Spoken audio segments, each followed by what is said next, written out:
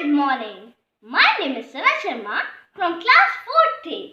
Today I am going to do an experiment, rain cloud experiment. I know you will really love it because it is very easy and interesting. We need three things for it. A glass of water, food color and shaving foam. So let us start the experiment. First, in a glass of water, I will add a layer of shaving foam. Now, I will add several drops of food color in it.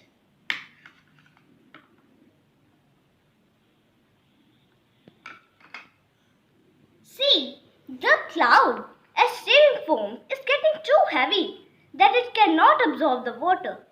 So the water gets out of the cloud and falls down due to gravity.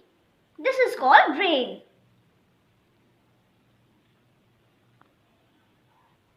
See, the rain is coming.